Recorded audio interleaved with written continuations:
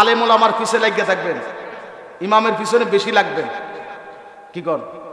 ইমামের পিছে বেশি লাগলে তো বেশি সওয়াব। কি কন?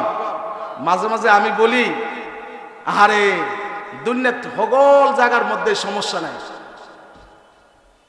আজকেও হঠাৎ করে একটা খেয়াল হয়েছে, কয় মনের মধ্যে আসছে, কয় ওই ইমাম সাহেবের কেরাত একটু মানে লম্বা কেরাত লয়, ওই ইমাম সাহেব একটু কি ছোট কেরাত নেয়, ওই ইমাম সাহেব রুকুতে একটু দেরি করে, এই ইমাম সাহেব একটু কম করে, আবার এই ইমাম সাহেবের পাঞ্জাবিটা এরকম, ওই ইমাম সাহেবের এরকম, ওই ইমাম সাহেব এরকম করছে, ওই ইমাম সাহেব এটা করে না। এইটার প্রতি লক্ষ্য করে, কিন্তু ইমাম সাহেবের একদিন এসে একটু জিজ্ঞেস করে না, হুজুর আপনি আজকের বেলাটা খাইছেননি, আপনার পরিবার কেমন আছে, আপনার স্বাস্থ্যটা কেমন আছে, আপনার কোনো সুবিধা অসুবিধা আসেনি? কথা কন না, জিজ্ঞাইনি জিজ্ঞাইনি জিজ্ঞানি। আমার আরেকটা জিনিস মনে হয়েছে, আমরার এলাকার মধ্যে ওয়াইফাই লাইন মানে কানেক্ট আসেনি, আসেনি? মাসে কত নেয়? 600 টাকা। কেন? কারো 1000, কারো 600। আচ্ছা বলেন তো, 600 টাকা দিয়া এই ওয়াইফাই কানেকশন দিল, যেই ব্যক্তিটাই দিল, এই ওয়াইফাই দিয়ে সে কথা বলে, আর মসজিদে প্রতি মাসে একটা মাস লাগাইয়া ইমামের সাথে নামাজ পড়তে আছে, তার জন্য সুন্দর একটা জান্নাতের বাগান সাজানো হইল, দৈনিক 5 বার আল্লাহর সাথে টেলিফোন করে। কিন্তু এই 600 টাকা তার জীবনে মাসে মসজিদের ইমামের বেতন দিছে? কথা কন না। জীবনে কারো 600 টাকা, বর্তমান যুগে 600 টাকা মসজিদের ইমামের বেতন আসেনি? কেউ দেয়নি।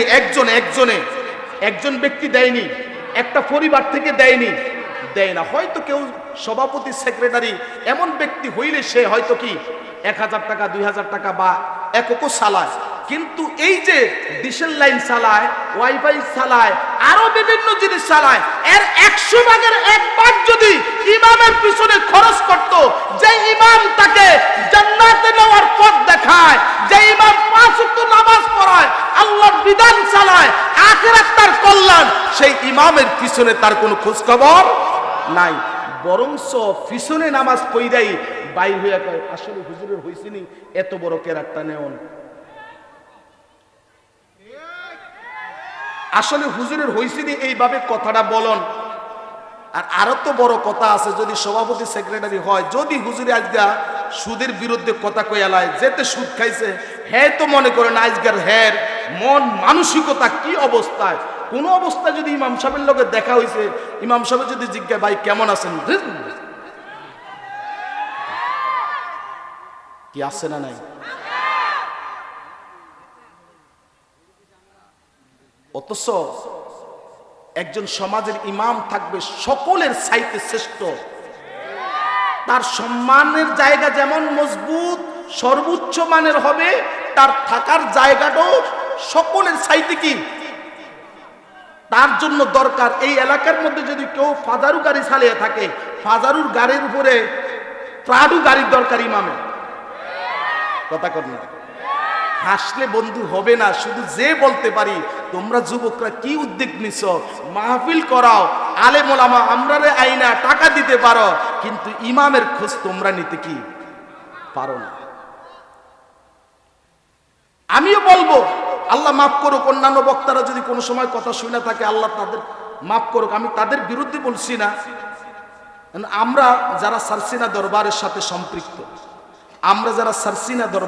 সম্পৃক্ত, অন্তত আমি ব্যক্তিগতভাবে হোক, আমার জানা মতে বহুজন আছে, কোন জায়গায় মাহফিলে যায় আর টাকা এত দিতে হইব অথবা এত দিব এরকম আশা করিয়া যাওয়া, এটাও আমাদের মধ্যে আলহামদুলিল্লাহ নাই। কিন্তু আপনি 60,000, 50,000, 1 লক্ষ টাকা বাজেট করে আসলেন, কিন্তু ওই মসজিদের ইমাম সাহেব কষ্ট করিয়া মানুষের কাছ থেকে প্রক্রিয়া করিয়া একটা মাহফিলের ইন্তজাম করলো, ইমামের যে 4-5 হাজার টাকা ব্যাগ কোনদিন কি বললাম না, আর সমাজবাসীও তারা সচেতন কি হইল না। কি রাগ করছেন? কি বাইরে রাগ করছেন? আবার মনে মনে কন্যা ইমাম, এই এলাকার ইমাম সাহেব আবার আমারে কিছু কইছে না, আমিও এত একজন ইমাম। আমরা কি ইমামের খোঁজ খবর নেওয়ার দরকার আছে না নাই? তার পরিবারটা নিয়ে সুন্দরভাবে চলো, এরকম খোঁজ খবর নেওয়া দরকার আছে না নাই? আছে। সাথে সাথে